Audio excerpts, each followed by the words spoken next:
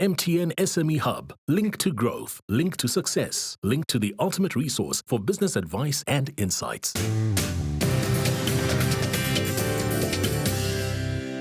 Welcome back to the Big Small Business Show. In studio with us right now, we've got Charlotte Maritz. She didn't win, to come second in the annual Radley Pitching Competition.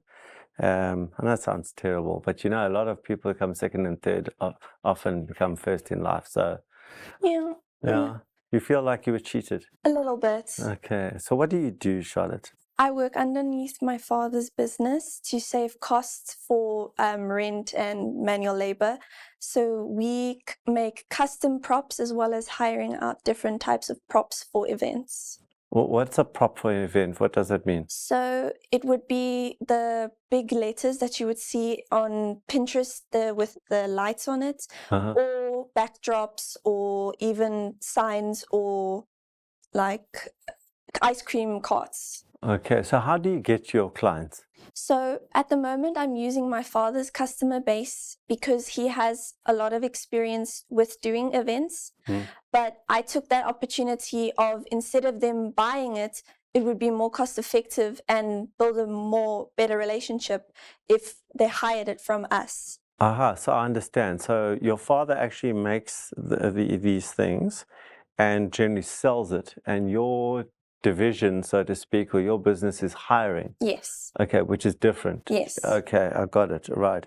So now you say to save costs, but does your father charge you? Yes, my father does charge me. Okay. It only seems fair because he said that's what the real world is. Yeah. If I was doing it all by myself, I would have to pay rent. So I'm paying for storage to keep my props as well as using his machines and his expertise. So I do pay him according to every job that I do. So using his database, and how else are you getting your name out there? I'm also doing it on Instagram, as well as trying to hand out pamphlets around my neighborhood, because I live mostly near Sandton and Randburg, and most events happen in 4 ways, so we're trying to go a little bit more that way. So who typically is your client base? Are they small businesses? Is it 21st? So it depends. So at the moment we're doing a flea market, and they approached us and asked us to do the stalls. So some of the stalls we had to do custom made because it depends on the business that's running it. So we did one that was called Peraz, which is a sparkling water company.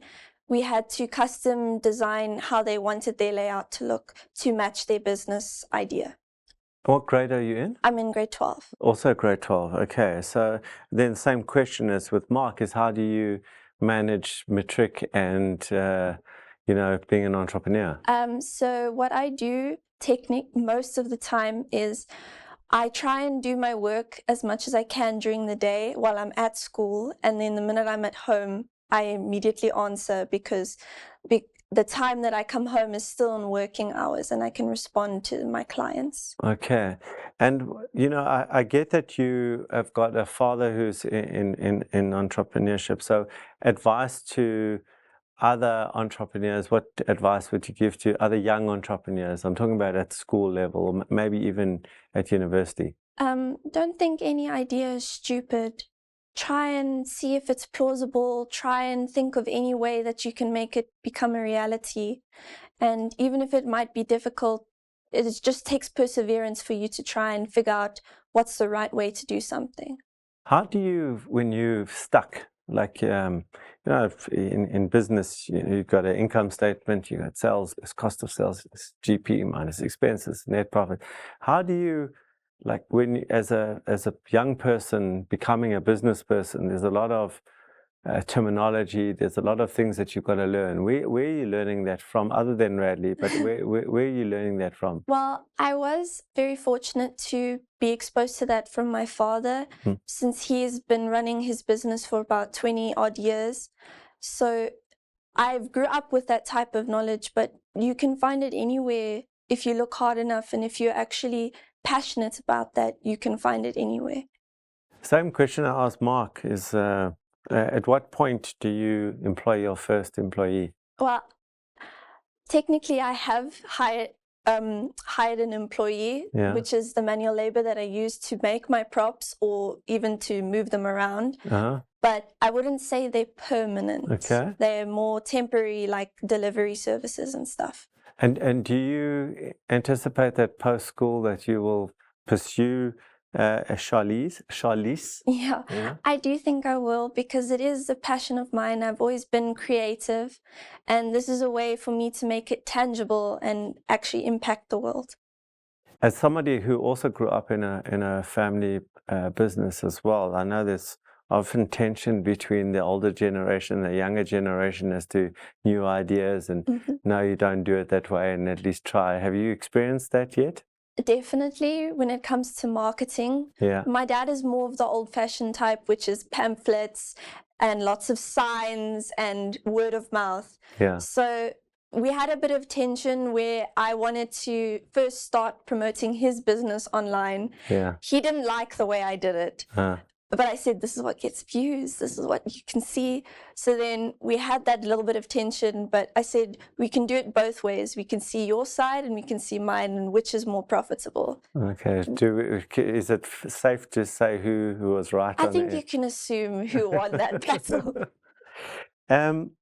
You know, for me, the importance of, I'm going to say maths, okay, or financial literacy as an entrepreneur. Have you found that that's been important for you, or, you know, as everyone talking garbage? No, I think it is important, because you have to look at it logically. You can't just have hope.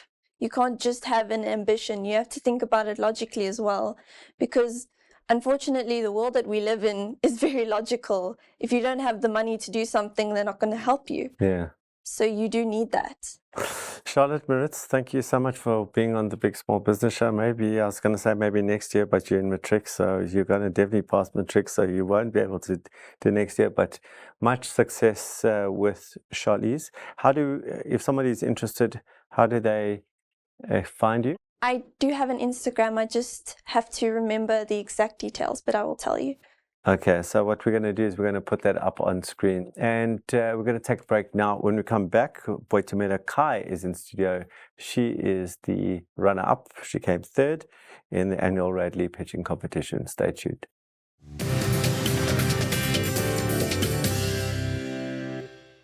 MTN SME Hub, link to business success.